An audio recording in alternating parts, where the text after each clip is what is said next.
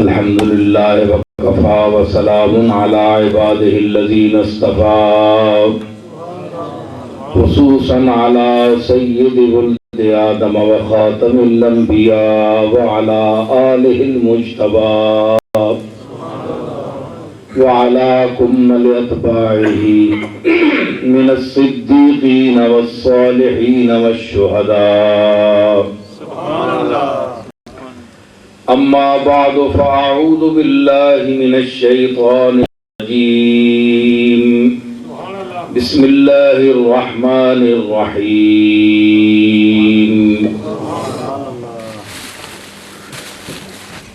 يوم لا ينفع مال ولا بنون إلا من أتى الله بقلب سليم. صدق الله مولانا العظيم. إن الله وملائكته يصلون على النبي يا أيها الذين آمنوا صلوا عليه وسلموا تسليما.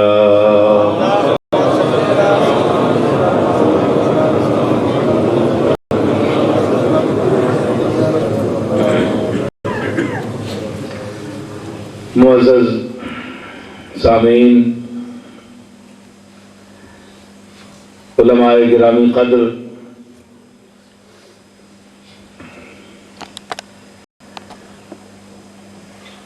گولڈا شریف سے روحانی، قلبی، نظریاتی، علمی نسبت رکھنے والوں نے میرے جد امجد حضرت بابو جی رحمۃ اللہ علیہ کا سالانہ عرس کی محفل کا اہتمام کیا ہے.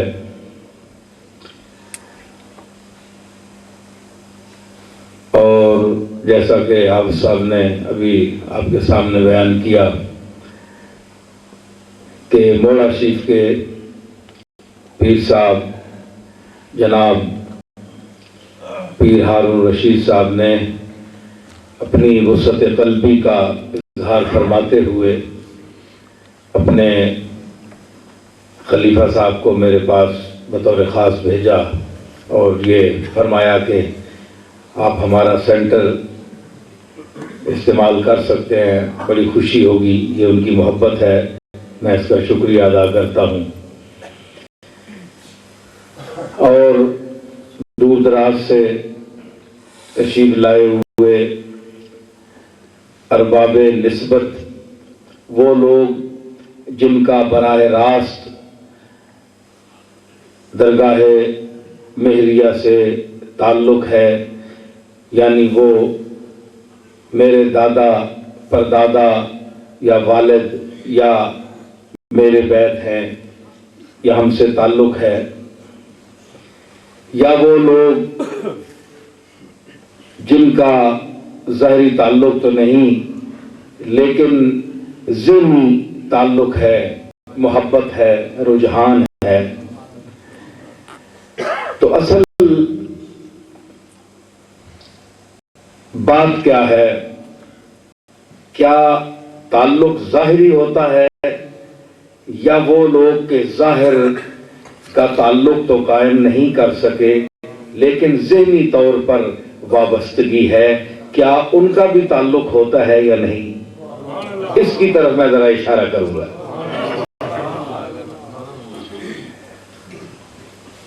حضور علیہ الصلوۃ والسلام کی ذات عالی ہر حیثیت سے ہمارے لیے سند کا درجہ رکھتی ہے. وہ صحابہ جنہوں نے بیعت رضوان کے حوالے سے آپ کے دست حق پرست پر بیعت ہونے کا شرف حاصل کیا، بیعت ہوئے، نسبت ظاہری حاصل کی، حالانکہ وہ بیعت اور مفہوم میں تھی. تو وہ چند چیزوں پر بیعت تھی. بیعت کا معنی ہوتا ہے معاہدہ. کہ ایک ہاتھ میں عرب کا دستور تھا کہ وہ ہاتھ میں ہاتھ دے کر معاہدہ لیتے تھے، بھئی یہ بات پکی ہے کہ نہیں، اب یہ بات طے ہو گئی کہ نہیں، جس کو آپ اردو میں بیڑا اٹھانا کہتے ہیں۔ بعض لوگ کم علمی کے سبب بیڑا پڑھ دیتے ہیں، بیڑا اٹھایا، تو اکثریت بلکہ بعض پڑھے لکھے لوگوں کو بھی میں نے سنا ہے، بظاہر وہ پڑھے لکھے نظر آتے ہیں، لیکن اصل میں بیڑا اٹھانا ہے۔ بیڑا پان کا وہ ہوتا ہے جس کو گلوری بنا کر اس میں وہ لونگ ٹھوس دیتے ہیں، بند کر کے، لونگ کے ساتھ بند کر کے اس کو رکھ دیتے ہیں درمیان میں۔ اچھا بھائی، جس نے یہ کام کرنا ہے وہ اٹھ کر یہ بیڑا اٹھا کر منہ میں ڈالے۔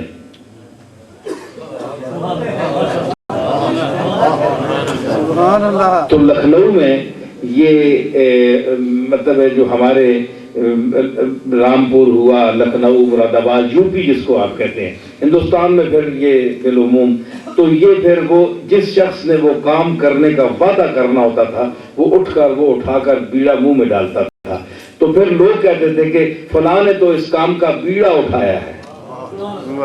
تو بیڑا اٹھانے کا یہ محاورہ ہے۔ تو ہمارے ہندوستان میں بیڑا اٹھانا، بعض لوگ اس کو بیڑا پڑھتے ہیں تو بیڑا غرق کر دیتے ہیں،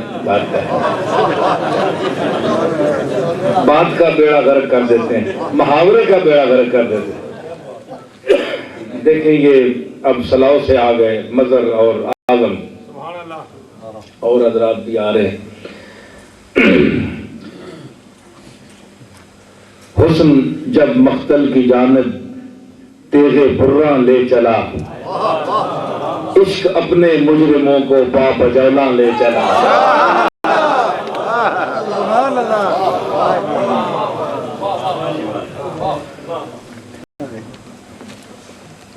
تو میں عرض کر رہا تھا تو وہ بیڑا اٹھانا ہوتا ہے۔ تو حضور علیہ الصلوۃ والسلام کے عہد مقدس میں یہ ہوتا تھا کہ وہ ہاتھ میں ہاتھ دیتے تھے۔ آج بھی بعض علاقوں میں بہت سے لوگ جب ایک معاملہ طے کرتے ہیں تو ہاتھ میں ہاتھ دے کر سارے 10 15 20 آدمی ہاتھ دیتے ہیں ایک آدمی کے ہاتھ میں، تو یہ بیعت ہوتی ہے۔ بیعت کا معنی معاہدہ، دیکھیں نا، فمن نقض فانما ينقص على نفسه ومن اوفى بما عاهد عليه الله فسنؤتيه اجرا عظيما۔ اسی بیعت پر یہ ہوئی کہ جس نے توڑ دیا، جو تیرے ہاتھ پر بیعت کرتے ہیں نبی، وہ اللہ کے ہاتھ پر، فید اللہ فوق ایدیہم، ان کے ہاتھ پر اللہ کا ہاتھ ہے، یعنی اللہ کی قدرت دستے تصرف ہے، اللہ کی قدرت کا ہاتھ ان پر ہے، اللہ تو ہاتھ سے پاک ہے نا۔ تو فمن نقص، جس نے یہ عہد توڑ دیا، فإنما ينقص على نفسه، اس کی عہد شکنی کا وبال اس کی ذات پر پڑے گا، اس کی اپنے نفس پر رہے گا۔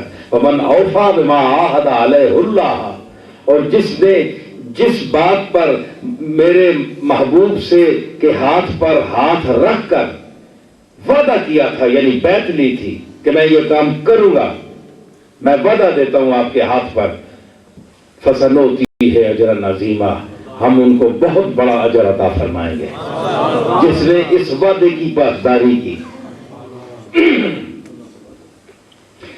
تو اس کو کہتے ہیں بیعت۔ تو ایک یہ ظاہر ہے، یہ بھی بڑا شرف ہے۔ اب یہ الگ مسئلہ ہے کہ کیا سارے صحابہ نے بیعت کی؟ اس پر حدیث کوئی شاہد نہیں ہے کہ تمام صحابہ نے بیعت کی ہو۔ بیعت رضوان کے وقت جو لوگ تھے، اس وقت مخصوص لوگوں کو حضور نے مخصوص فرمایا، یا کچھ عورتوں نے بیعت کی جس کا قرآن مجید میں بھی ذکر آیا۔ تو یہ ایک معاہدہ تھا، یہ کوئی اس طرح نہیں تھا کہ رسول اللہ صلی اللہ علیہ وسلم کے ہاتھ پر، جس طرح آج مریدین مشائخ کے ہاتھ پر بیعت کرتے ہیں اور یہ سمجھتے ہیں کہ میں فلاں پیر صاحب کا مرید ہوں تو اب فلاں صاحب کا مرید ہوں۔ تو اس طرح صحابہ کا رسول اللہ کے ہاتھ پر ہاتھ رکھ کر بیعت کرنا ضروری تھا، جبھی وہ مقام صحابیت پر پہنچ سکتے تھے، یہ کوئی ضروری نہیں ہے۔ یہ ہم اپنے پیری مریدی کو یعنی اس پر حضور کے معاملے کو قیاس نہیں کر سکتے.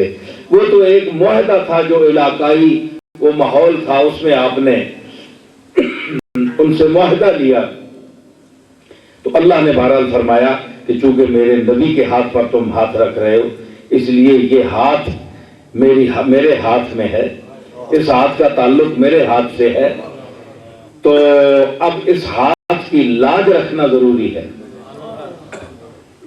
تو ویسے بھی شرف صحابیت تو یہ ہے کہ حضور کے چہرہ انور کو دیکھنا، آپ کے پاس بیٹھنا ایمان کے ساتھ اور اس پر ہمیشگی رکھنا مرتے دم تک، اس ذوق اور اس چہرے کی جو لذت نگاہ ہے، اس لذت نگاہ میں ایک زندگی بسر کرنا کیفیت میں، یہ صحابیت کا درجہ ہے. اس کے لیے بیعت ہونا ضروری ہے.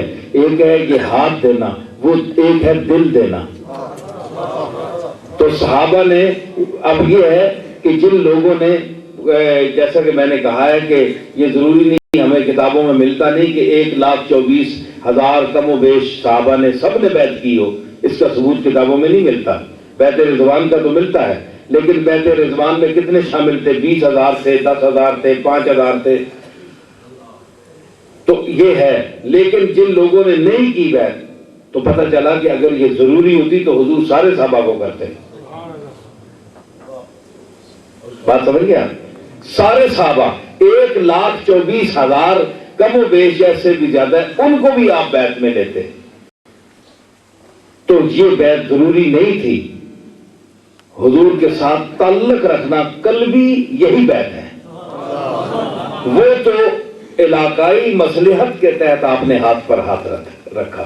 اب اس سے آپ اندازہ لگائیں، کیونکہ ہم سے بھی لوگ پوچھتے ہیں. میں نے اس موضوع پر ایک رسالہ بھی لکھا ہے، پیری مریدی کی حیثیت بیعت کے متعلق. تو اس پر لوگوں نے اعتراض کیا جناب. تو میں نے کہا یہ کوئی ضروری نہیں ہے کہ جو کسی پیر کا مرید نہیں ہے تو وہ گمراہ ہے، وہ دین اسلام دائرہ اسلام سے خارج ہے. یہ کوئی ایسی بات نہیں ہے. اگر کوئی نہیں کسی کی بیعت کرتا، نہیں مرید ہوتا، تو ماشاءاللہ نہ صحیح، لیکن اس کا مطالعہ ہونا چاہیے کتاب و سنت کے حوالے سے. کتاب و سنت کو اگر وہ براہ راست سمجھتا ہے تو ہو سکتا ہے کہ اس کا کو مرتبہ اجتہاد پر فائز نہ ہو، اس کا علم اتنا نہ ہو. پھر یہ ہے کہ مرید نہ بننے کے جو مضر جو نقصانات ہیں ان کے متعلق میں گزارش کروں گا. بزرگ حضرات وضو شروع فرما لیں اور جوان حضرات ذرا جم کر بیٹھنے کی کوشش کریں.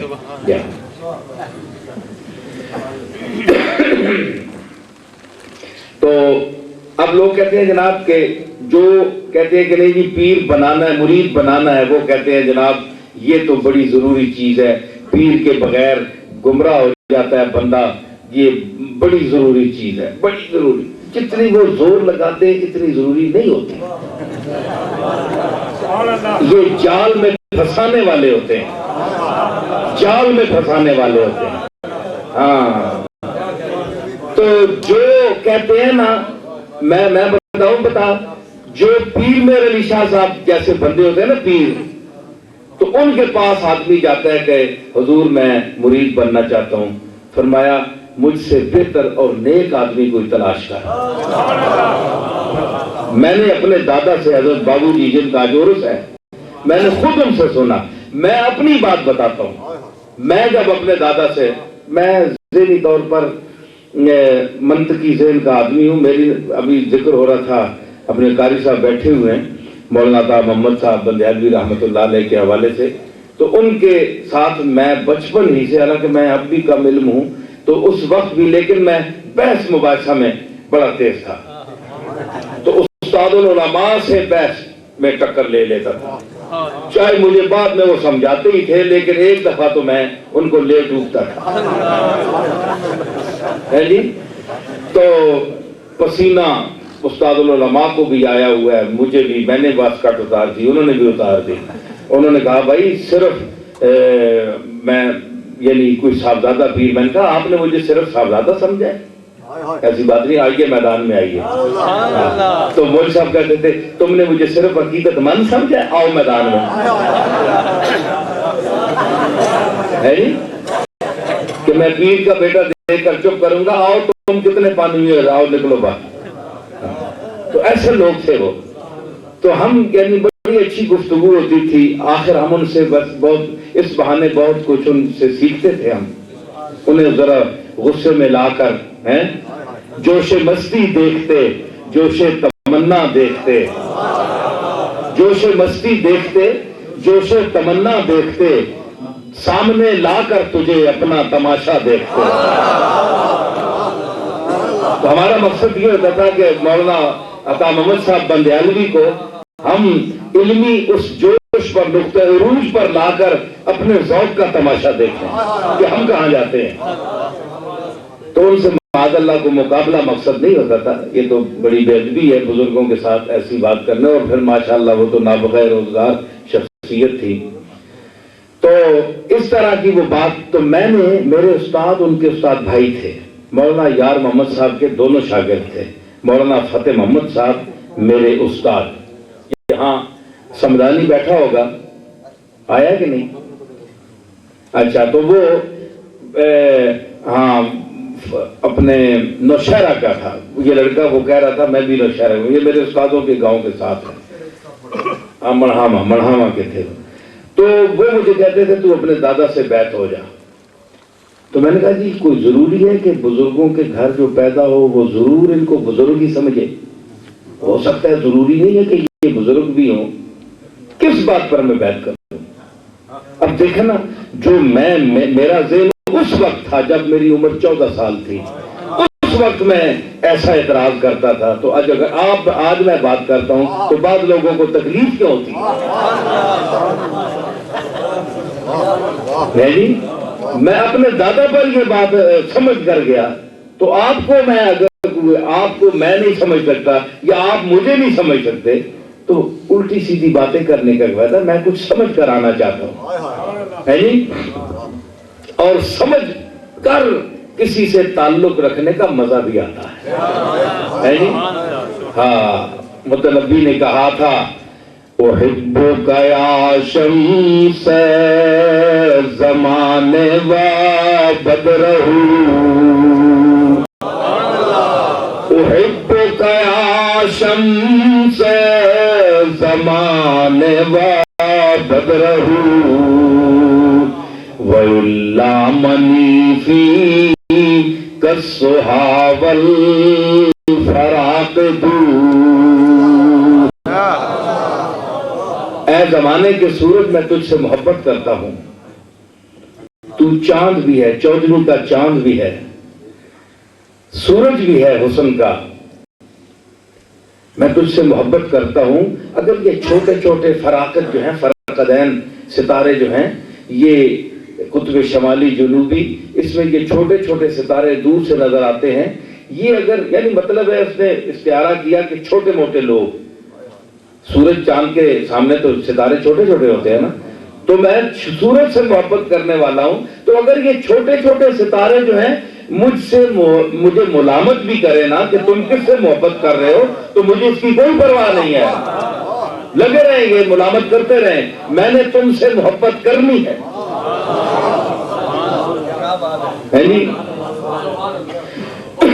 وَذَاكَ لِأَنَّ الْفَضْلَ عِنْدَكَ بَاهِرٌ. اور میری محبت کی وجہ تم سے کیا ہے کہ تجھ میں فضائل اور کمالات جو ہیں اس کے سمندر موجیں مار رہے ہیں. کمالات تجھ میں بڑے بے پناہ. یہ ٹھیک ہے، ادا تھی، ناز تھا، شوخی تھی، مسکرانا تھا، غرض شریک میرے قتل میں زمانہ تھا. یہ ٹھیک ہے، لیکن یہ بات بھی ٹھیک ہے، لیکن میرے تجھ سے محبت کرنے کی جو وجہ ہے وہ تیرا کمالات میں منتہی ہونا ہے. وَذَاكَ لِأَنَّ الْفَضْلَ عِنْدَكَ بَاهِرٌ وَلَيْسَ لِأَنَّ الْعَيْشَ عِنْدَكَ بَارِدٌ.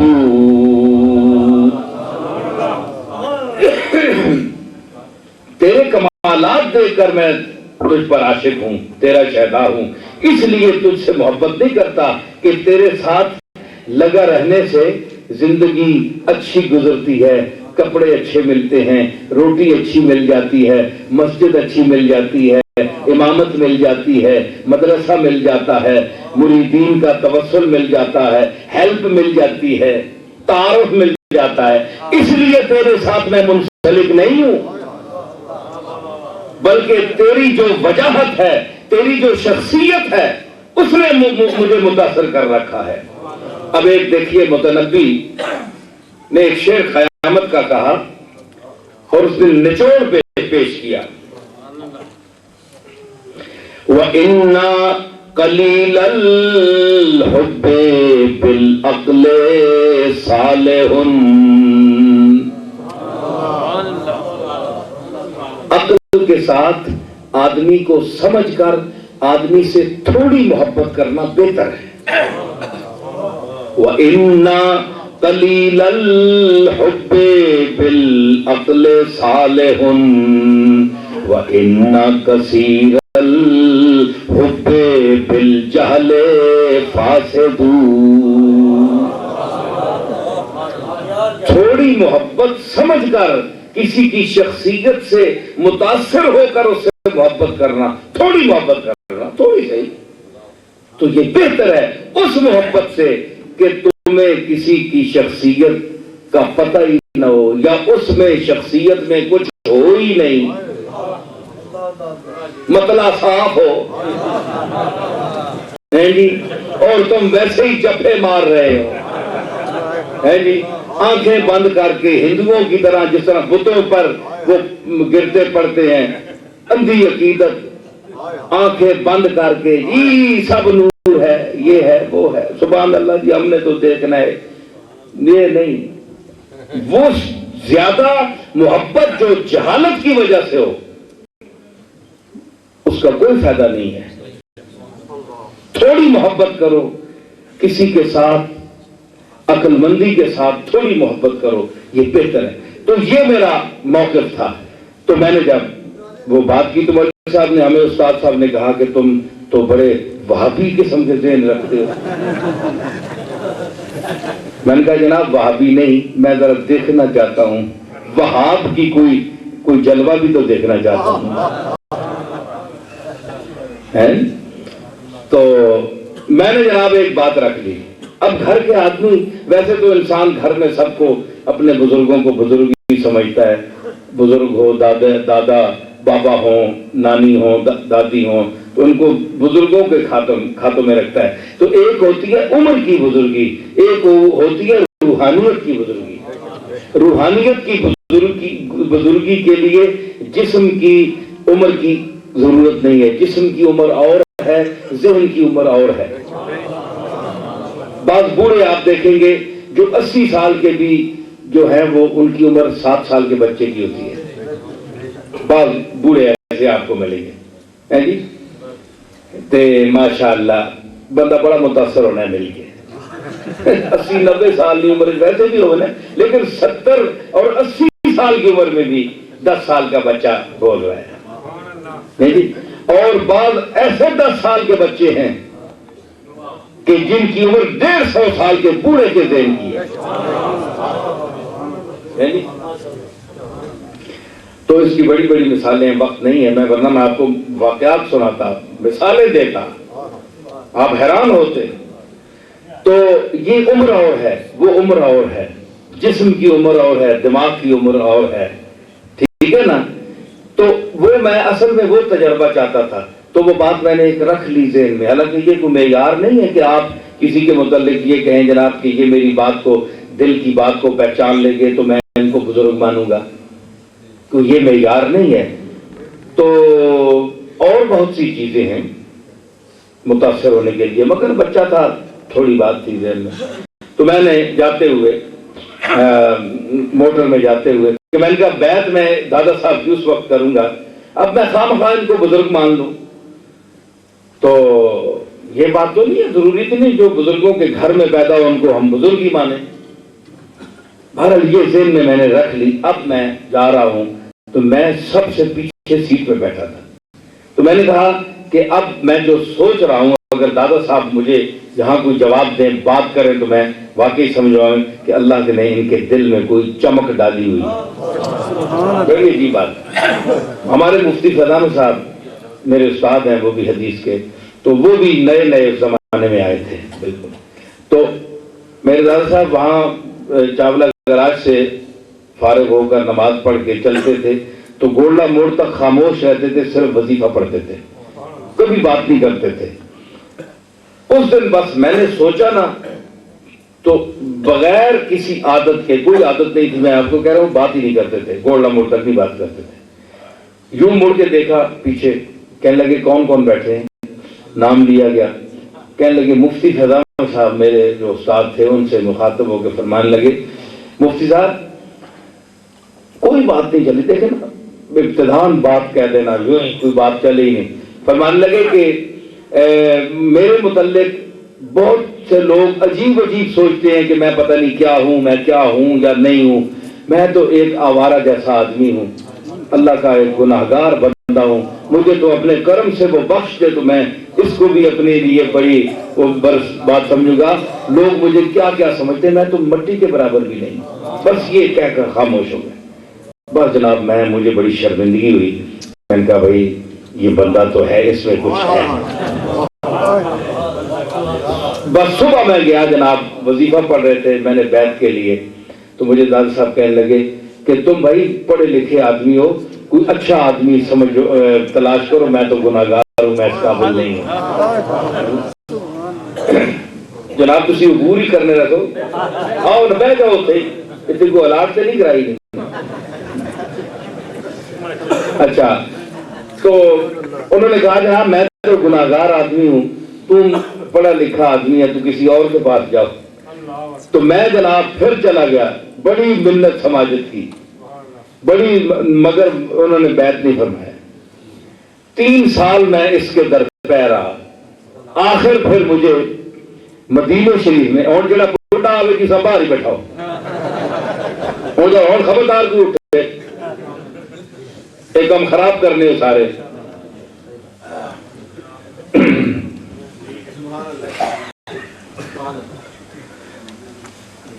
بس کافی اتنا ہی. اچھا تو میں کر رہا ہوں، انہوں نے آخیا کہ میں پھر جناب 3 سال بڑی کوشش کی مرید بننے کے لیے. مجھے بیعت فرما رہے، کہنے نہیں میں اس قابل نہیں، تم کو اچھا آدمی دیکھو. کیونکہ میں شک پڑ گیا تھا نا، میں نے شک کیا تھا. اب وہ مجھے 3 سال صدا دی مجھے. پھر مدینہ شریف حاضر ہوئے حضور کے مواجہ شریف کے سامنے، وہاں میں پیش ہو گیا. میں نے کہا اب حضور سامنے. دادا صاحب کو میں نے پکڑ لی، میں نے کہا جی اب حضور سامنے. اب انکار نہیں. کہنے لگے اب تو مجھے حضور کے سامنے پکڑ رہا ہے. وہاں میں نے، آپ نے مجھے مشرف فرمایا، مرید کیا. اور پھر وہیں دیکھے حضور کا کرم، دیکھیے کرم بالائے کرم کہ ایک اور وہاں ایک آدمی تھا، اس نے کہا میں مرید ہوا تو اس نے کہا سرکار میں آپ کے پوتے نصیر الدین کا مرید ہونا چاہتا ہوں. باؤ جی نے کہا اس کو بھی اجازت نہیں، ابھی یہ پڑھنے تعلیم کا دور ہے، ابھی نہیں. اس نے کہا نہیں کہ حضور کی جالی کے سامنے میں واسطہ دیتا. باؤ جی میرے دادا نے کہا اچھا اس کے ہاتھ پر ہاتھ رکھو اور اس کو بیعت کرو. وہیں مجھے اجازت بھی مل گئی.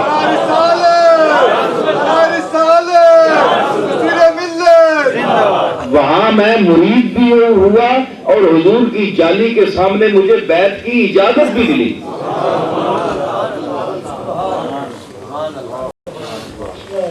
سمجھ آئی؟ تو میں بات کیا کر رہا تھا کہ ہاں ذرا آپ مجھے، ہاں تو یہ ظاہری ہے. تو کچھ صاحب میں نے ذرا بیعت پر اس لیے تھوڑی سی روشنی ڈالی تاکہ آپ کو بیعت کا مفہوم پتہ چلے کہ کیا چیز ہے. ٹھیک ہے نا؟ اس لیے ضروری ہے کہ آج کل کے وہ بے راہ رو لوگ جو نسبتوں کے منکر ہیں،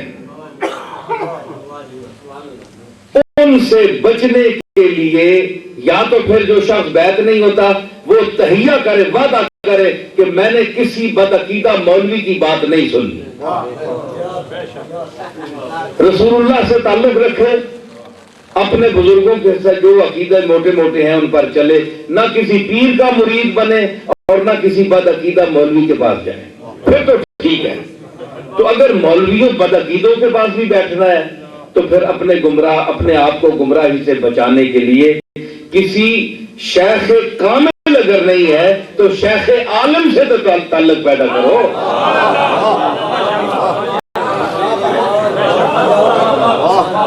تو اگر شیخ کامل آج نہیں ملتا تو شیخ عالم سے، کسی عالم، اچھے عالم سے تعلق پیدا کر لو، گمراہ ہونے سے بچ جاؤ۔ ہم یہ نہیں کہتے کہ تم پیروں سے ضرور تعلق پیدا کرو، لیکن اگر تمہیں اچھا کوئی عالم مل جاتا ہے تو تمہیں دین کا، کیونکہ پیری کا مقصد کیا ہے؟ صرف پیسے اکٹھے کرنا نہیں ہے۔ پیری کا مقصد یہ ہے کہ آپ کو حضور علیہ السلام کے دین کی سوجھ بوجھ کرائی جائے۔ پیر کس لیے ہوتے ہیں؟ اصل مقصد جو ہے وہ رسول اللہ کی شریعت کا علم ہے، مسائل کا علم ہے، عقائد کا علم ہے، قرآن و سنت کا علم ہے۔ تو پہلے لوگ علماء اور پیر کوئی الگ الگ شخصیتیں نہیں ہوتی تھیں، جو عالم ہوتا تھا وہ پیر بھی ہوتا تھا، جو پیر ہوتا تھا وہ پہلے عالم ہوتا تھا۔ اب جناب اب اس دور میں بطور خاص یہ دو گروپ بن گئے ہیں، علماء اور پیر اور۔ کیوں؟ پیر وہ جو علم سے فارغ، علماء وہ جو پڑھے لکھے۔ پیر کون ہے؟ جو جاہل ہو۔ اور عالم کون ہے جی؟ عالم دین کا عالم ہے جی، لوگ ظاہر ہے پھر عالم کے پاس جانا ہے جو اللہ رسول کا کوئی راستہ بتائے گا۔ اب پیر صاحب کے کون ہاتھ چومتا رہے جن کے پاس کچھ بھی نہیں ہے؟ تو اس لیے ایسے پیروں پر ان علماء کو ترجیح ہے، ان کو فوقیت حاصل ہے جن کے پاس کم از کم رسول اللہ کے دین کا علم تو ہے، وہ دو چار مسئلے آپ کو بتا سکتے ہیں۔ ان جاہل پیروں سے وہ بہتر ہے، ٹھیک ہے؟ ان سے تعلق پیدا کریں تاکہ آپ کو کوئی اللہ رسول کا رستہ بتائے وہ۔ تو علماء خیر انہیں کو کہتے ہیں، علماء سو ان کو کہتے ہیں جو بدعقیدہ ہوں، جن کا عقیدہ ٹھیک نہ ہو، جن کا عقیدہ ٹھیک نہ ہو۔ ان سے بچنے کے لیے پیر پکڑنا ضروری ہے، ورنہ کوئی ایسی، دیکھیں اللہ کی کتاب سب سے بڑا پیر ہے،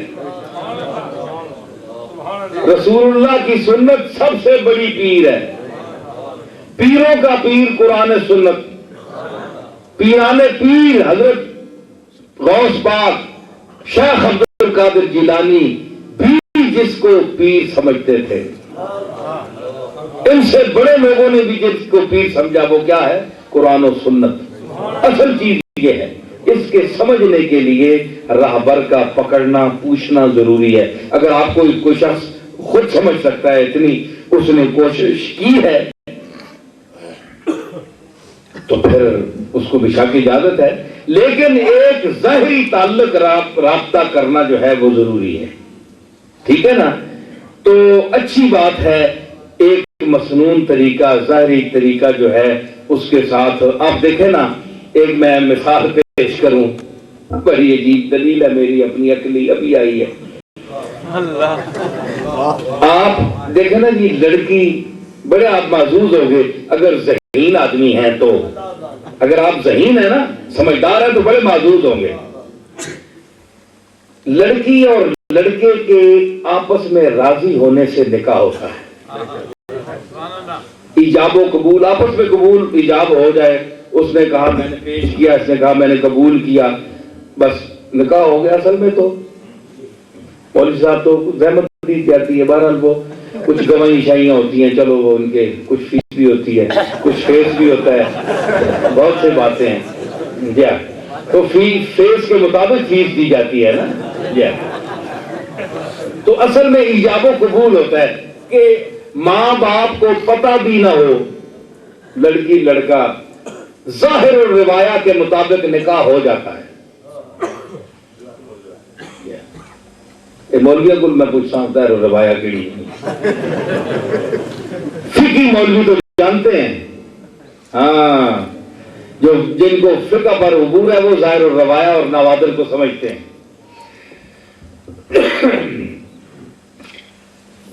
میں عرض کر رہا تھا کہ نکاح ہو جاتا ہے, لیکن نکاح اگر لڑکی لڑکا آپس میں آنکھ بچولی کر کے نکاح کر لے, نکاح تو ہو جائے گا نا, لیکن ظاہری رسم و رواج سے تو رہ گئے نا. لوگ کہیں گے یار وہ ہمیں پتہ ہی نہیں چلا, نکاح ہو گیا, لیکن ظاہری جو دکھاوا ہے سارا عزت میل جول, سارے آپس میں برادری کا اکٹھا ہونا, لوگوں کا آنا جانا, ایک عزت دینا دلانا, اس میں ایک عزت ہوتی ہے ماں باپ کی بھی, وہ ساری اس سے ایسی صورت میں محروم ہو جاتا ہے. جس طرح آج کل یہاں تو بہت عام شروع ہے, نکاح تو ہوتا ہے نا, کر لیتے ہیں بار تو اچھا تو یہی چیز جو ہے, میں ایک نکاح تو ہو جاتا ہے, لیکن یہی بات ہے کہ اگر آپ بغیر کسی استاد اور پیر کے تعلق جوڑ لیں کتاب اللہ سے, کہ جی ہم تو حدیث کافی ہے, آپ کو یہ پتہ نہیں کہ 36 قسم حدیثوں کی 36 قسمیں ہیں جی, پتہ آپ کو ہے نہیں. اچھا تفسیر کے اصول کو آپ جانتے ہی نہیں, قرآن کے مفسر, ہم بھی ترجمہ پڑھ رہے ہیں, ترجمہ کس نے لکھا ہے دیکھو, مترجم کون ہے جی, یہ کون لکھ رہا ہے, اب یہ پتہ نہیں ہے, لیکن یہ رشتہ جوڑا ہوا ہے بس جی. قرآن ہم تو شیخ القرآن سے تعلق رکھتے ہیں, ہمارا تعلق شیخ القرآن سے ہے, شیخ الحدیث سے ہے, حدیث پڑھتے ہیں جی, رسول اللہ کی ڈائریکٹ پیر ہے. نکاح تو آپ کا ہو گیا, نکاح تو آپ کا ہو گیا, ہم مانتے ہیں, لیکن دھوم دھڑکے سے نکاح تو نہیں ہوا نا. محلے والوں کو پتہ نہیں, کسی استاد کے سامنے زانو میں تلمذ نہیں طے کیا,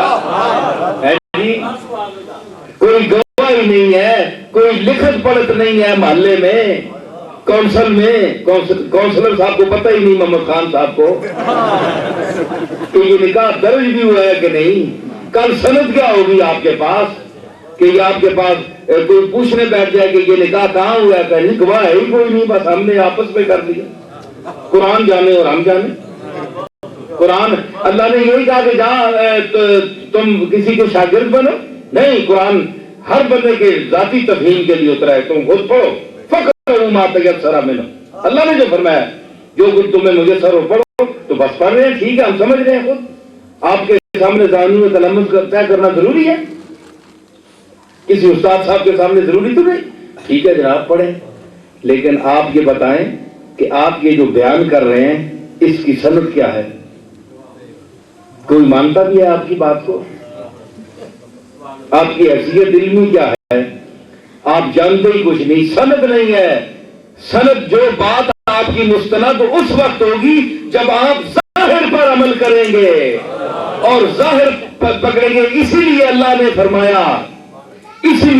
فرمایا کہ بیعت ید اللہ فوق ایدیہم, یہ صرف تیرے پاس ہاتھ پر بیعت نہیں کر رہے, بلکہ ان کے ہاتھ پر میرا ہاتھ ہے. دیکھا نا, تو ایک بات سمجھیں کہ جس اللہ کا ہاتھ پر نظر نہیں آتا نا, بولو نہیں آتا نا, تو اللہ کا ہاتھ کیسے اوپر ہے, مطلب اس کو باطنی بیعت کہتے ہیں, جو ہاتھ نظر نہ آئے اور ہاتھ ہو, اس کو باطنی بیعت کہتے ہیں. جو کہتے ہیں کہ باطنی بیعت کیا ہے, وہ یہی ہے ید اللہ فوق ایدیہم. آپ اس کا انکار کریں کہ اللہ کا ہاتھ نہیں ہے اوپر, اور آپ کافر ہو جائیں گے اسی وقت. آپ کو ماننا پڑے گا کہ اللہ کا ہاتھ ہے, حالانکہ اللہ کا یہ ہاتھ نہیں ہے, یہ بھی آپ کو پتا ہے. اس کے باوجود ماننا پڑے گا کہ اللہ کا ہاتھ ہے. ید اللہ فوق ایدیہم, فوق ایدیہم, فوق کے لیے جسم چاہیے, فوق اور تحت کے لیے جسم چاہیے. تو فوقہ جو ہے اس پر جو اطلاق کیا گیا تو یہ ایدیہم اگر وہ ید نہیں ہے تو پھر کون سا ید ہے؟ تصرف ہے.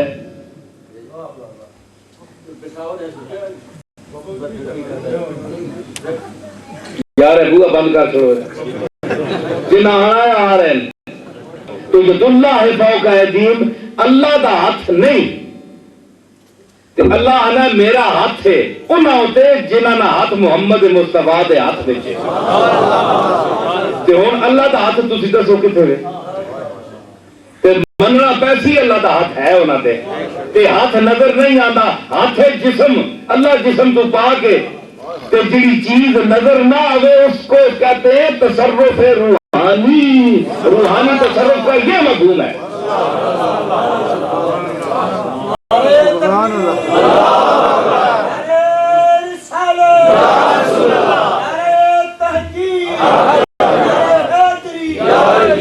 پرویز نے لکھا تھا یار مجھے آج تک یہ سمجھ نہیں آیا کہ یہ روحانی کیا چیز ہے. روحانی مذاق کر رہا تھا نا.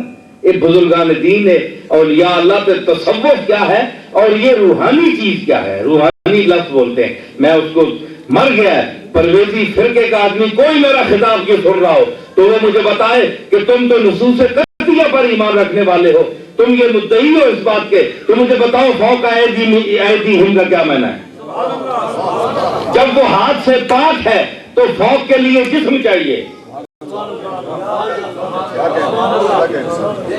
تو ہاتھ فوق ایدیہم ان کے ہاتھ پر ہاتھ ہے. اللہ کہتا ہے ہاتھ میرا ہے. کسی صحابی نے اللہ کا ہاتھ نہیں دیکھا، رسول اللہ کا ہاتھ دیکھا، اللہ کا ہاتھ نہیں دیکھا. تو ہاتھ نہیں دیکھا پھر بھی ہاتھ ہونے کا ایمان ہے. تو یہ جو ہے نا یہی روحانی ہاتھ اس کو کہتے ہیں. میں نے قرآن سے ثابت کیا روحانی ہاتھ، ورنہ مجھے کوئی اس کی تفسیر بتائے. سمجھ آئی نا جی؟ تو میں ایک یہ ظاہر ہے، ظاہر بھی ہوا حضور کے زمانے میں اور باطنی کیا ہوا ویسے کرنی.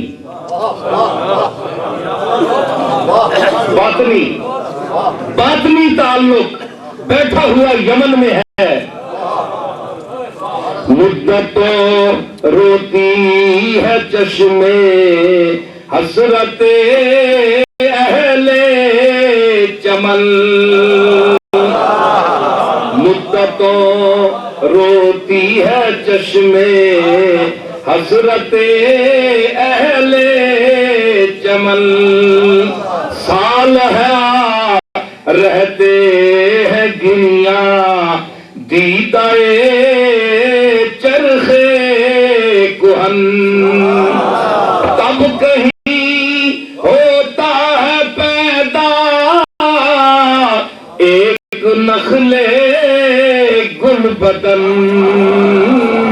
پھر کہیں ہوتا ہے پیدا ایک نخلے گل بدن. بایزید اندر خراسان یا اویسن در کرن. بایزید اندر خراسان یا اویسن در کرن.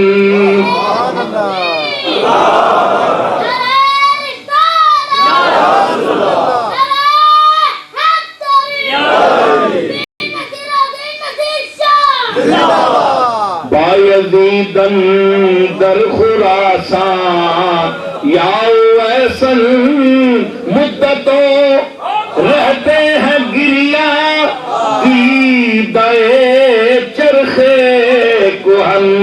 ارے دیدائے چرخے ہاں ہاں دیدائے چرخے دیدائے چرخے کہن. ہاں دیدائے چرخے کہن. مدتوں رہتے ہیں گریا دیدائے چرخے کہن. تب کہیں ہوتا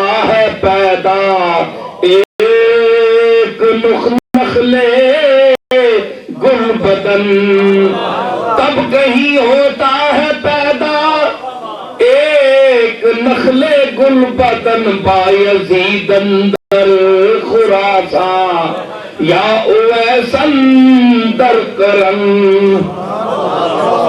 زندگی رہتی ہے برسوں ہوتا زن در خاک و خون. مصرع علامہ اقبال کا، اگلا مصرع علامہ اقبال کا ہے. یہ شعر میرے ہیں، میں نے گرہ لگائی ہے مصرع اقبال پر. زندگی رہتی ہے برسوں ہوتا زن در خاک و خون تا زبز میں عشق یک دانائے رازایت برون. زندگی کئی سال خاک تے خون وچ ہوتے مارنی ہے تاں کدرے ونج کے عشق نی محفل چوں ایک دانائے راز نکلنا دنیا دے آنا ہے. یا ویسے کرنی انوی صورت تے یا باغیت گستانی دی صورت کا لنو پنجو تے جمنے ہی آنے نا جی سارے مکڑیاں. لیکن بایزید اندر خراساں یا اویس اندر کرن، جس کے لیے جناب محمد مصطفیٰ علیہ التحیت والسلام نے فرمایا حضرت علی اور حضرت عمر سے جاؤ. زیارت نہیں کی اویس کرنی نے، ویکھیا نہیں. یہ میں دس رہا غیبانہ تعلق گولڈے شریف کا غیبانہ تعلق جنہوں نے بیعت نہیں ظاہری. میں گل اتھوں کر رہا تسی کے سامنے میں گل بھول گیا میں آساں اتھے.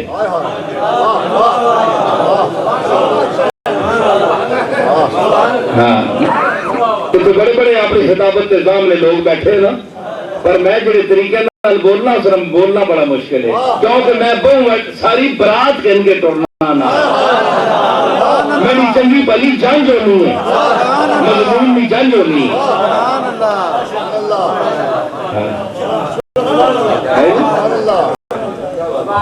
او چیشتی صاحب آنا ہونا نا وہ آنن نا کہ یہ جیسے جی ایک مامے نہ دیتا ہے کڑیاں مامے جہیز دیتا ہے اس وچ رکھو بھائی. اے فلانے چاچے دیتا ہے، اے تائرہ دیتا ہے، اے ابے دیتا ہے، اے فلانے محلے نے فلانے رشتہ دار دیتا ہے. کوئی تھی کتنے سامان واسطے کو کدھروں آنا ہے تحفہ کو کدھروں. تو جتنی وڈی تھی ہوئے جس کرے نہیں اتنا ہی جہیز کو بڑا ہونا ہے. یہ گل تو پکی نا شودیاں نے کرانی تھی جڑی اسے جہیز بھی شودے ہونے. تے پیر مہر علی شاہ دے کار جڑا جمعہ ہوئے نا علم دا جہیز ہے جی. عطار رومی غزالی حافظ سعدی بیدل اشدی فرخی نظامی ہلالی اور ائمہ اربعہ تمام فنون کے جو ہمارے اکابر اساتذہ گزرے ہوئے ہیں ان کی طرف سے گفتگو کے درمیان کوئی نہ کوئی جملہ کوئی نہ کوئی فقرہ آ جاتا ہے، وہ بھی نصیر الدین کے علمی جہیز میں شامل ہو کر نکلتا ہے.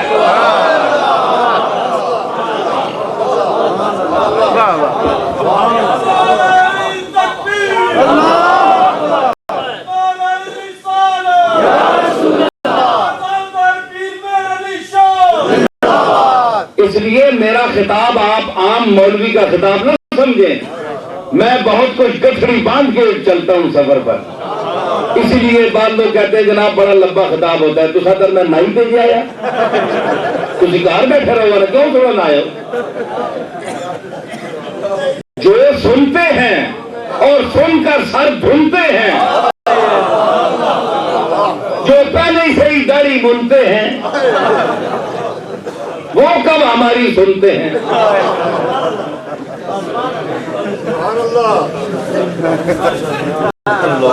ہے جی ہاں وہ جو ہماری بات سنتے ہیں اور سر دھلتے ہیں اور گلے مانا ریاض نصیر سے چنتے ہیں.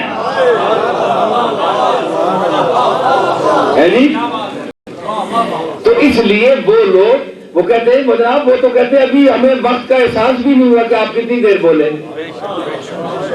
تو جڑے آپ بول نہیں سکتے, جو خود بول نہیں سکتے, اتنی رنگینی پیدا نہیں کر سکتے, یہ تنوع ہے نہیں, مضامین کی ورائٹی ہے نہیں, لگی بندھی باتیں کرتے ہیں, ٹیپ ریکارڈ آن کر دیا, بٹن آن کر دیا اور مولوی صاحب چل پڑے. 70 میل رفتار دے, کوئی ٹچکو مختلف رفتاراں. تو یہ وہ بات نہیں ہے جی. شعر کہہ سکتا نہیں اور مجھ کو کہتا ہے غلط. شعر کہہ سکتا نہیں اور مجھ کو کہتا ہے غلط. خود زبان معترض ہی خارج از تختی ہے.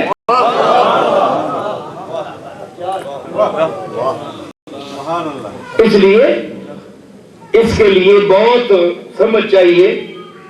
اور میں ذرا گفتگو جو چلاتا ہوں تو بہت ذوق کے ساتھ, میرا اپنا جو ذوق اگر بیدار ہو جائے تو پھر لطف مزید ہو جاتا ہے جی. اور اگر آپ کی طرف سے حل میں مزید ہو جائے تو پھر لگانا مزید ہوتا ہے. پھر کیا جی بول رہا, یعنی اگر مزید لطف مزید ہوتا ہے. اور اگر آپ کی سامعین کی طرف, جیسے میں قرآن کی جملے اس میں فٹ کر رہا ہوں, یہ ہوتی فساد, یہ رٹی بات نہیں ہے. ابھی میں کر رہا ہوں, ابھی یہ نہیں میں جو کتاب دے کر آیا. فریش جو شکار ہوتا ہے نا, اس کو شیر بھی پسند کرتا ہے. تو اگر آپ معانی کے شکاری ہیں تو میرے فریش جو میں شکار پیش کر رہا ہوں اس سے محظوظ ہو.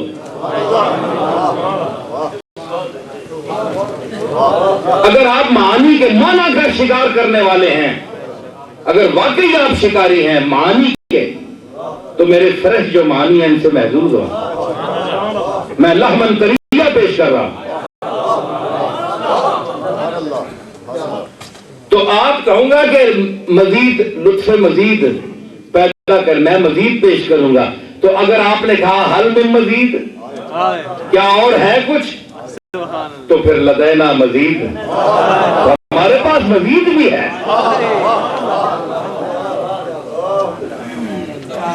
تو عاشمی صاحب تو ٹھیک تو میں عرض کر رہا ہوں کہ یہ چیز جو ہے, تو باطنی تعلق پتا چلا کہ کہاں ویسے کرنی اور کہاں سرکار مدینہ, لیکن باطنی تعلق تھا, باطنی تعلق تھا. تو حضرت علی اور حضرت عمر کو وہاں بھیجا اور فرمایا کہ میری امت کے لیے دعا کرو. رسول اللہ صلی اللہ تعالی علیہ وسلم تمام دعاؤں کا مرکز اور محور ہیں. تمام لوگ آپ کے پاس حاضر ہوتے ہیں دعا کرانے کے لیے کہ سرکار آپ سے قریب اللہ کے ہاں کوئی بھی نہیں, آپ دعا کریں. آپ اپنی موجودگی میں اپنے صحابی کو غیر صحابی کے پاس بھیج رہے ہیں جو مرتبہ صحابیت پر بھی فائز نہیں. وہ ایسے کرنی, بس آپ بات سمجھے نا, میں ایک پیش کر رہا ہوں جلدی باتیں, نئی باتیں بھیج رہے ہیں. تو ایک تو یہ ثابت ہوا کہ رسول اللہ اپنی موجودگی میں ایک غیر نبی اچھے انسان سے دعا کرانے کا طریقہ سکھا رہے ہیں کہ میں اپنے صحابی کو بھیجتا ہوں اور نبی ہونے کے باوجود اور اس کے باوجود کے مستجاب الدعوات ہوں, ساری امت محتاج ہے میری دعاؤں کی. اپنی موجودگی میں اس آدمی کی طرف بھیج رہا ہوں کہ اچھے لوگوں سے دعا کرایا کرو. یہ رسول اللہ نے یہ عثمان, حضرت علی اور عمر کو بھیج کر ہمیں یہ تعلیم دی.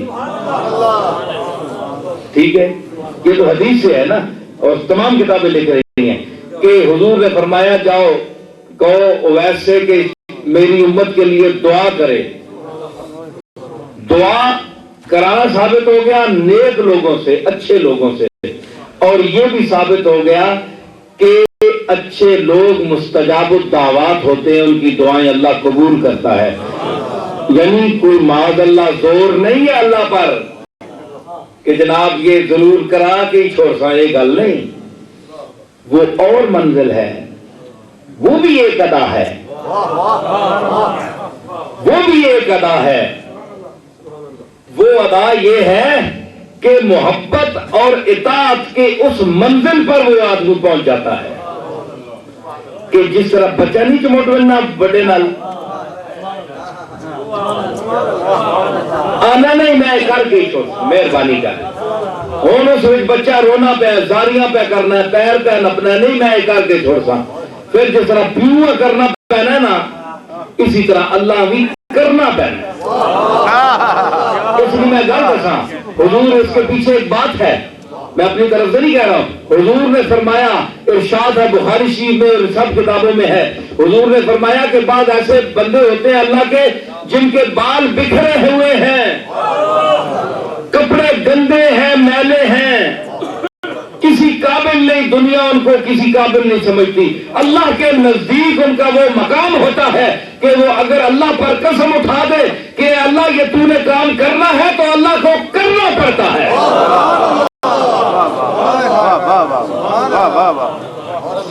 یہ ان کی مقبولیت ہے.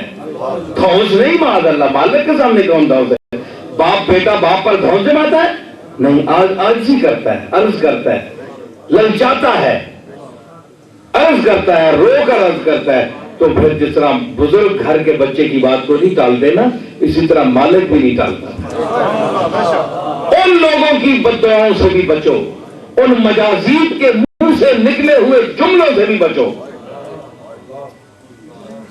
جڑے ہیں جی آونے نہ تے آنن ہوئے ماں سارے تے اللہ تدا بھی آباد نہ کرے, تدا تڑا چگا بھی اللہ گالے.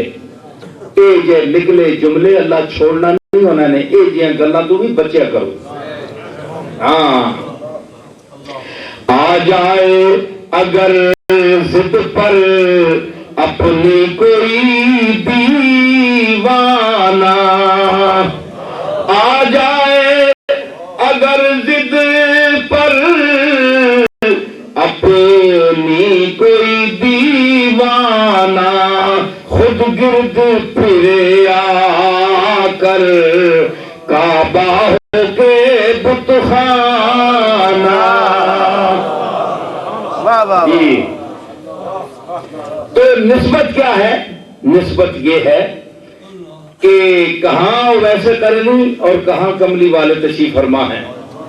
نہیں اور گل تو بڑی مزدار ہے کہ اے جناب بڑی عجیب گل ہے. ویسے کرنی ایک بڑی شان بیان کرتے ہیں آپ,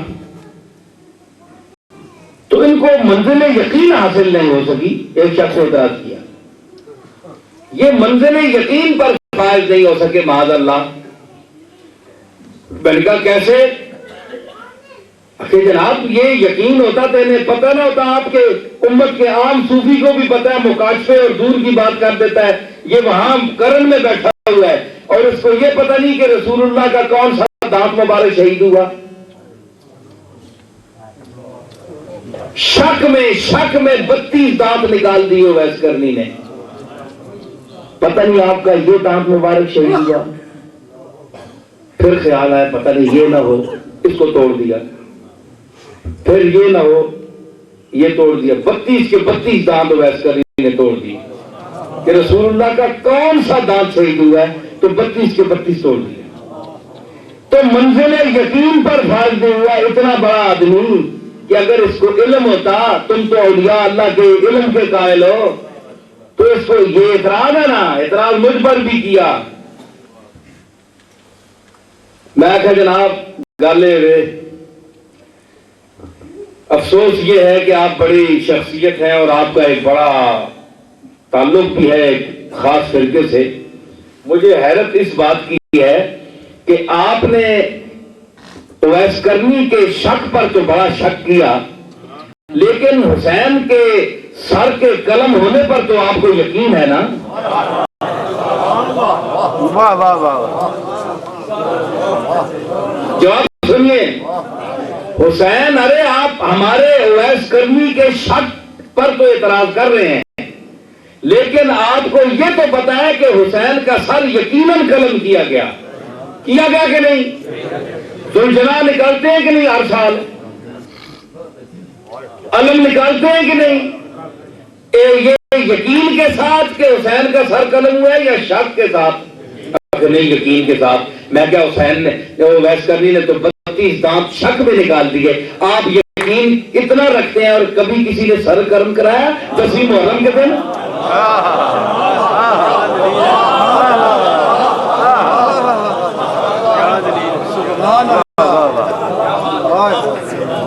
بھائی 10ویں دن محرم کے دن آپ میں سے کسی نے سر قلم کرایا حالانکہ آپ کو یقین ہے؟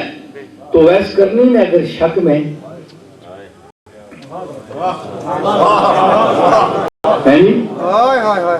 خاموش ہو گیا، میں نے کہا بزرگوں پر اعتراض نہ کیا کرو، وہ منظر میں نے کہا پھر یہ تو آپ کے سامنے جواب ہوا نا آپ کو بند کرنے کے لیے۔ اب میں آپ کو دوسرا جواب دیتا ہوں، وہ یہ ہے کہ آپ کا سر ایک ہے، اگر آپ سر پیش کر دیں تو پھر نعم البدر سر نہیں ہے۔ 5 10 یا 32 34 سر تو نہیں ہوتے نا، ایک ہی سر ہوتا ہے، تو دانت تو 32 34 ہے جی، 32 کم از کم تو ہے نا؟ ہاں 32 دانت، کتنے دانت ہو رہے ہیں؟ 32 دانتوں پر ایک میرا شعر سنیے، مذاق گفتگو بخشا تو پھر یہ بندشیں کیسی،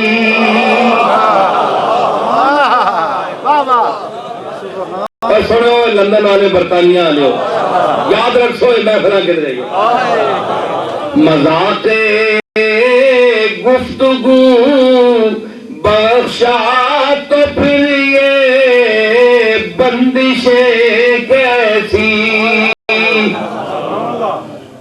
مذاق گفتگو بخشا تو پھر یہ بندشیں کیسی، خدا نے کس لیے 32 دانتوں میں زبان رکھ دی،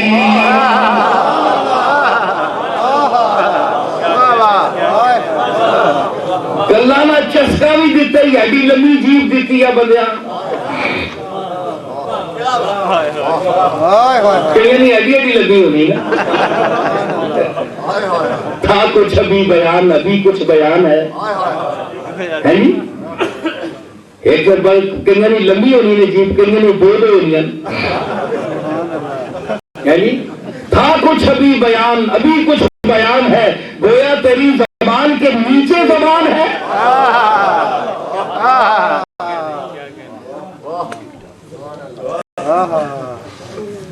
زبان جیبا نے تلے جیبے بچہ جیب لکھی اتنے تو بڑے ہونے نا ابا جی، بڑی جیب تے تلے بچہ جی ہونے لگے، اللہ ان کے نکا بچہ جی نہ لاوے کسی نال، جس میں دو جیبے ہونے بندے، ٹھیک ہے نا؟ تو مذاق گفتگو گلا میں چسکا دے کے تو پھر بندش بھی رکھ چھوڑی، بھائی اللہ کو پوچھو 32 دندہ نے وچ زبان کے رکھ چھوڑی، تو خدا نے کس لیے 32 دانتوں میں زبان رکھ دی، ذوق کہنے کہ بس کر چھوڑا، اے بڑیاں راہ دیو، تو سام میں نہ چھوڑنا انشاءاللہ، تو سام پرستر کری بیٹھا، تو سام کو رکاؤنڈ دے میں نہیں کرنے نا، ڈران تھا کہ تو سام نظرانہ دینا ہوئے۔ اچھا ہوں جناب اس بارے میں شعر پیش کر رہا ہوں، آ گیا ایک اور شعر، خدا نے کس لیے 32 دانتوں میں زبان رکھ دی؟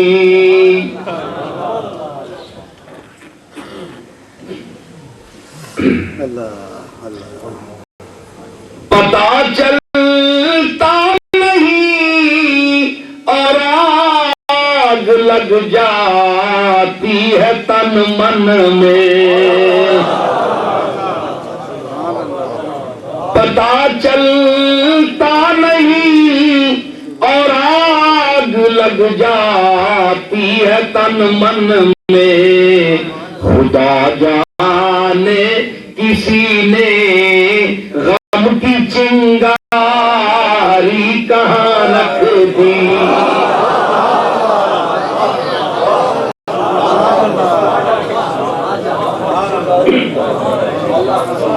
بتاؤ کیا کیا تم نے میرا دل چھین کر مجھ سے؟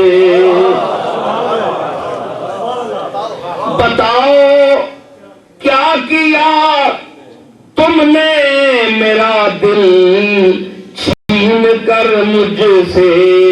یہ ایسی شے نہیں تھی جو یہاں رکھ دی وہاں رکھ دی۔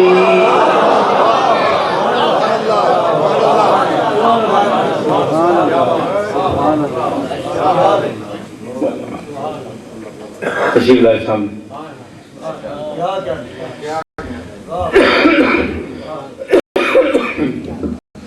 تو میں کر رہا ہوں کہ حضور نے اتنے دور بھیجا تو پتہ چلا کہ دور سے بھی رابطہ ہوتا ہے، اسی کو نسبت اویسیہ کہتے ہیں، نسبت اویسیہ بھی اس کو کہتے ہیں، جو بظاہر حاصل نہ ہو لیکن بباطن حاصل ہو۔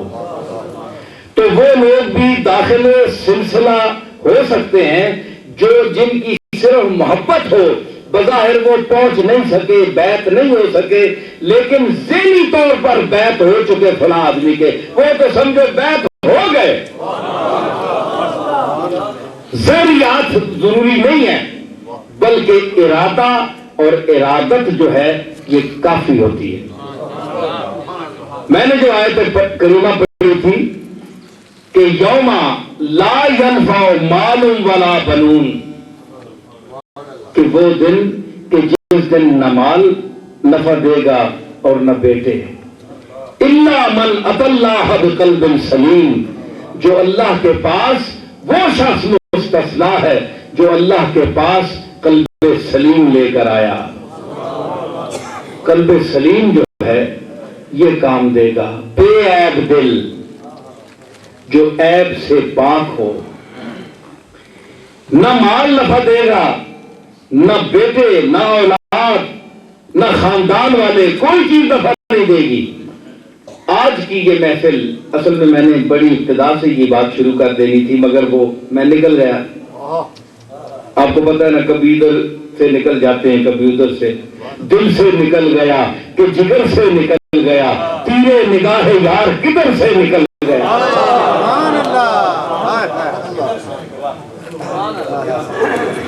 یہ تو پتہ نہیں ہوتا نا کہاں سے نکلتے ہیں کہاں چلے جاتے ہیں۔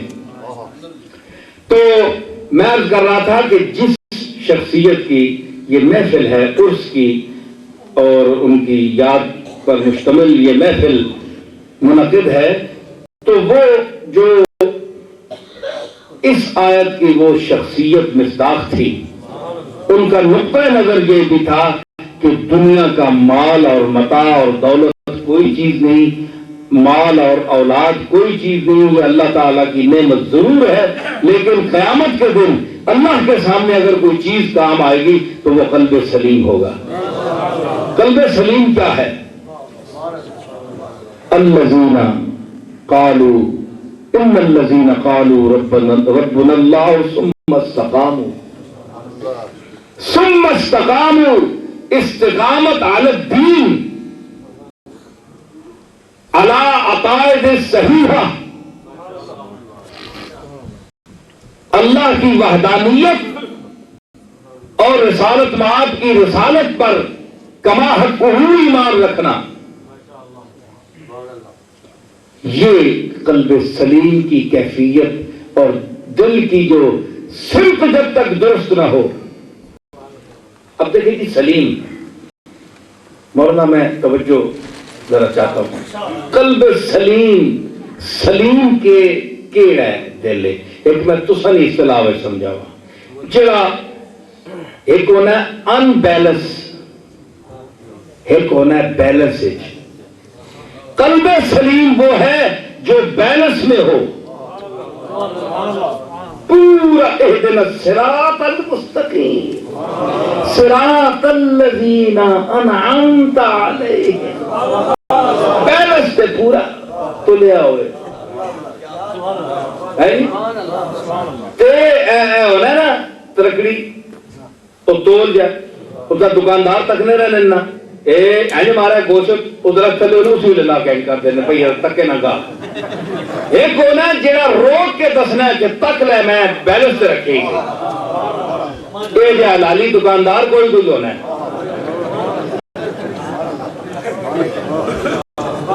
جڑا پورا تولنا ہے نہیں. بلا تخسر المیزان. ہائے ہائے ایک ماں شیر یاد آ گیا میزان ہوتے قبلہ مولانا. ہائے ہائے نہ خریدار کا حصہ ہوں نہ حق بائے کا. ایک ہونا ہے خریدار نہ حصہ بن ملنا ہے وہ شے، تے ایک ہے کہ موڑ کے دکاندار چاہ کرنا ہے. کسی کام دا آیا نا وہ شے کسی کام دا آئی. وہ آنا کہ نہ خریدار کا حصہ ہوں نہ حق بائے کا. میں وہ دانا ہوں جو گر جائے کفے میزان سے. میں تو وہ دانا جڑے ترکڑی نے تول تو ٹائم یہ تلے جڑا پہلیاں نہیں قسمت بنے نہ اسے دکاندار چاہنا تو نہ خریدار چاہنا ہے. میں تو وہ ناکار آدمی ہے.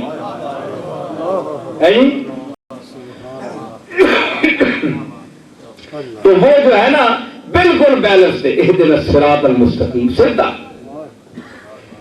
وہ جو ہے وہ قلب سلیم ہے کہ افراط و تفریط سے بچا ہوا بیلنس سے ہو بالکل صحیح. وہ صحیح القاعدہ اس کو کیا کہتے ہیں؟ بیلنس اس وقت ہوتا ہے معتدل جب پورے اعتدال پر ہو، پورے اعتدال پر ہو. اعتدال کیا ہے؟ افراط و تفریط سے بچنا زندگی میں، حالات میں، اور پھر عقائد کے حوالے سے بھی افراط و تفریط سے بچنا یہ بھی ضروری ہے.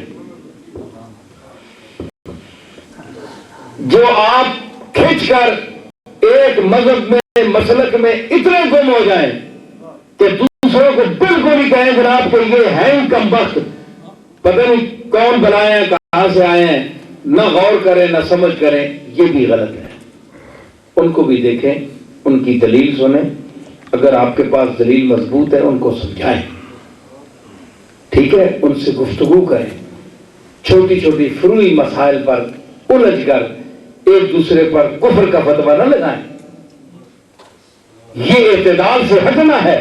میرے دادا حضرت پیر میر علی شاہ رحمت اللہ علیہ، اسی لیے آج بھی بات بریلوی اعتراض کرتے ہیں کہ پیر میر علی شاہ صاحب نے دیوبندیوں پر کیوں نہیں کفر کا فتویٰ لگایا. پیر میر علی شاہ صاحب نے مہر اٹھائی ہوئی تھی کہ ہر آدمی پر جو دیوبند کا پڑا اس پر فتویٰ لگا دے جائے. جن لوگوں نے گستاخی کی، جو گستاخیوں کے حامی ہیں، ہم ان کے مخالف ہیں، جو رسول اللہ کے گستاخ ہیں یا ان گستاخیوں کی حمایت کرتے ہیں، گستاخوں کی حمایت کرتے ہیں، آج بھی گستاخوں کی حمایت کرتے ہیں، ہم ان کے پیچھے، میں ان کے پیچھے نماز نہ پڑھتا ہوں نہ پڑھنے کا مشورہ دیتا ہوں. لیکن مطلقاً آپ کہیں جناب کہ جو دیوبند فارغ ہو وہ جو ہے مشرک ہے، وہ موحد ہے اور وہ غلط ہے اور دار اسلام سے خارج ہے، یہ غلط بات ہے۔ مطلق کوئی شیعہ بھی ہو جناب اس کو آپ کافر کہیں، یہ بھی غلط ہے۔ آپ پہلے عقیدہ دیکھا کریں، اسے پوچھا کریں آپ کا عقیدہ کیا ہے۔ ایک میں میٹر بتاتا ہوں رسول اللہ کی عزت کا، کہ رسول اللہ صلی اللہ تعالی علیہ وسلم کی ذات جو ہے، ان کی عزت کرنا ایک اس دائرے میں جتنا ہمیں حکم ہوا ہے، جتنا ہمیں حکم ہے، وَتُوَقِّرُوهُ وَتُعَزِّرُوهُ، تو کتنا اس کا دائرہ خود حضور نے مقرر کیا ہے۔ حضور نے فرمایا کہ مجھے اتنا نہ اٹھاؤ کہ جس طرح یہودیوں نے حضرت عزیر کو اور نصارہ نے حضرت عیسیٰ کو اتنی تعریف کی کہ اللہ سے ملا دیا۔ میری اتنی فضیلت نہ بیان کرو، مطلب مجھے اللہ کے کھاتے میں نہ لے جاؤ کہ مجھ پر الوہیت ثابت کرنے لگو کہ جو اللہ اور مجھ میں فرق ہی کوئی نہیں ہے۔ مجھے عبد رکھو، اور عبد ایسا مقرب عبد کہ عبد و رسول کے مقام پر فائز، کہ ہم آپ کی گرد ہوا تک بھی نہیں پہنچ سکتے، لیکن پھر بھی عبد و رسول آپ کے ساتھ وہ عقیدہ، جب آپ کے ساتھ ایسے عقائد وابستہ رکھنا منع کیا گیا ہے، اس کا یہ مطلب نہیں کہ آپ اٹھ کر سلام نہ پڑھیں، اس کا یہ مطلب نہیں کہ آپ جو یہ نعرہ رسالت میں یا رسول اللہ کہتے تو یا رسول اللہ نہ کہیں، یہ مطلب نہیں ہے۔ یہ چیزیں محبت کی ہیں، یہ کریں وہ عقیدے جس سے رسول اللہ نے خود منع فرمایا ہے، حدیثوں میں ہے، تفسیر علماء سے پوچھ لیں۔ فَاسْأَلُوا أَهْلَ الذِّكْرِ إِن كُنتُمْ لَا تَعْلَمُونَ، نہیں جانتے تو علم والوں سے پوچھو۔ تو وہ عقیدے نہ رکھو، جب حضور کے متعلق ایسے عقیدے رکھنے منع ہیں تو پھر کسی بزرگ کے متعلق آپ کیسے رکھ سکتے ہیں؟ عزت تعظیم کریں، جو طریقہ ہے۔ ہائے سنی شعیب، شادن کے دامنم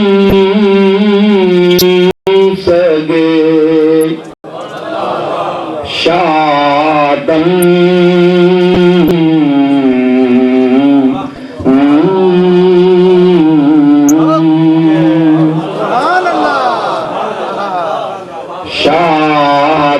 کے